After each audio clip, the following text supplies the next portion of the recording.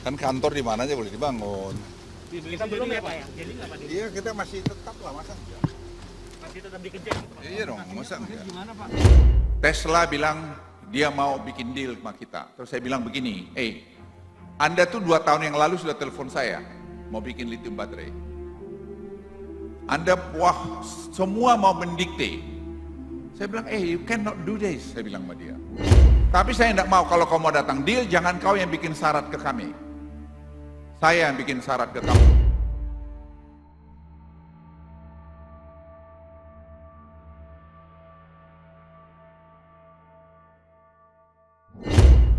Today is different.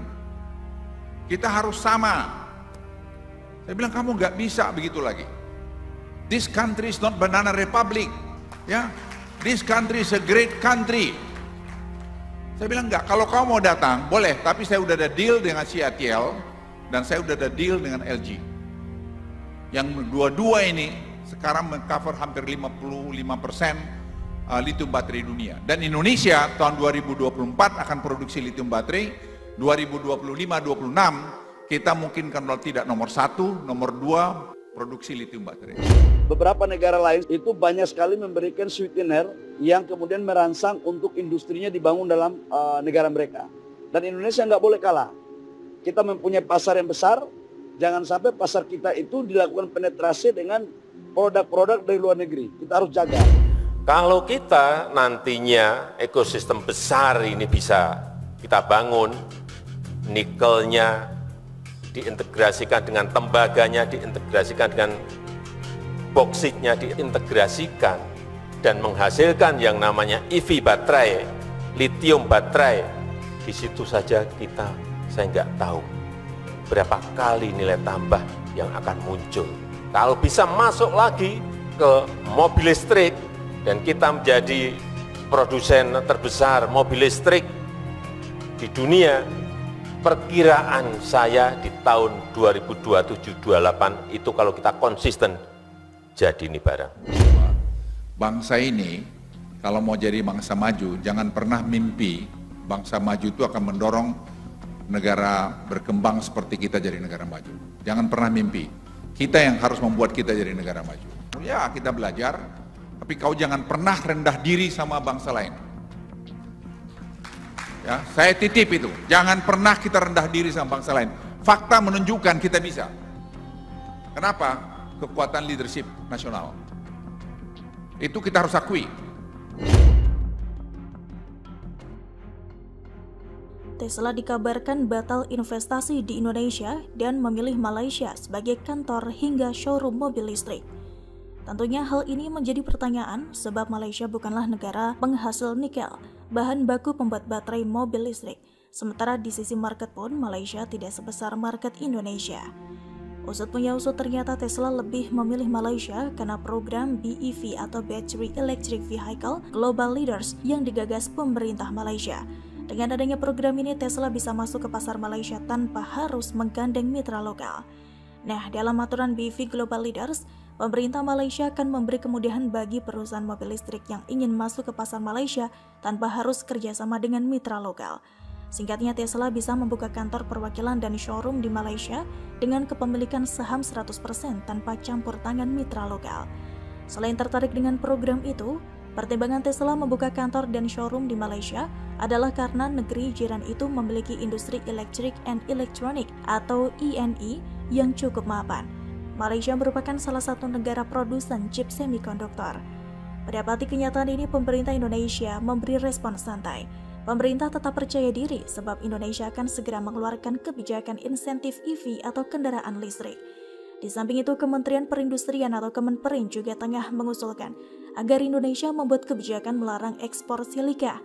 Kebijakan itu dilakukan untuk mendorong industri semikonduktor di dalam negeri. Selain fungsinya yang sangat fundamental untuk pembuatan kendaraan berbasis listrik, pembangunan industri semikonduktor ini juga untuk mengembalikan kejayaan pabrik semikonduktor seperti pada tahun 1985. Pemerintah Amerika Serikat bahkan telah menyatakan komitmennya untuk membantu pengembangan industri semikonduktor di Indonesia. Selain itu, seperti yang kita ketahui, Indonesia memiliki mayoritas bahan baku kendaraan listrik. Mobil listrik membutuhkan baterai lithium-ion dari nikel, karena daya tampung jauh lebih tinggi dibandingkan besi. Jika Tesla mengganti nikel ke besi untuk pembuatan baterai, maka perusahaan dia akan kalah dengan perusahaan mobil listrik lain yang menggunakan nikel. Untuk itu, pemerintah Indonesia tetap optimis dengan sumber daya yang dimiliki. Nyatanya saat ini sudah banyak perusahaan-perusahaan yang investasi di Indonesia terkait bisnis pembuatan baterai nikel untuk mobil listrik. Belum bisnis-bisnis lain yang menyerap banyak pasokan nikel seperti bisnis stainless steel. Kementerian Investasi mencatat beberapa perusahaan raksasa dunia telah masuk ke dalam ekosistem baterai dan mobil listrik Indonesia. Investasi tersebut memperkuat rencana pemerintah untuk mendorong hilirisasi nikel dan menjadikan Indonesia sebagai pusat produksi baterai dan mobil listrik dunia. CATL dan LG Chem, produsen terbesar baterai lithium-ion saat ini, sudah berinvestasi di Indonesia dengan nilai investasi masing-masing 5,2 miliar dolar Amerika Serikat dan 9,2 miliar dolar Amerika Serikat. CATL memproduksi 34% baterai kendaraan listrik dunia. Sementara khusus LG, mereka akan bangun baterai sampai dengan mobil karena mereka kerjasama dengan Hyundai.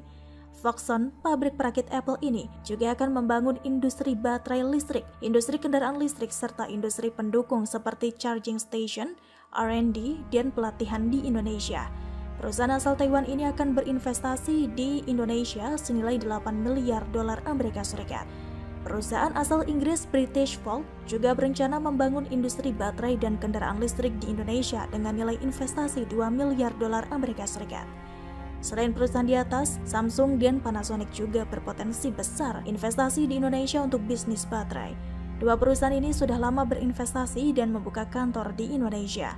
Jika produsen baterainya sudah antri masuk Indonesia, maka produsen mobilnya ramai-ramai menambah investasi di Indonesia. Berbeda dengan Tesla, maka Honda malah memindahkan pabriknya ke Indonesia. Ini adalah bukti bahwa Indonesia tidak kalah dengan Malaysia untuk negara tujuan investasi. Selain Honda, yang akan menambah investasi adalah Toyota, Suzuki, sedangkan Mazda sedang dalam proses negosiasi. Rencana pemerintah untuk mengembangkan kendaraan listrik di tanah air saat ini bukan isapan jempol semata. Sejak era Jokowi, Indonesia sebagai negara yang berdaulat semakin tampak. Negara-negara Asia lain seperti China, Korea, dan Jepang melihat kedaulatan ini langsung mengupayakan kerjasama saling menguntungkan dengan Indonesia.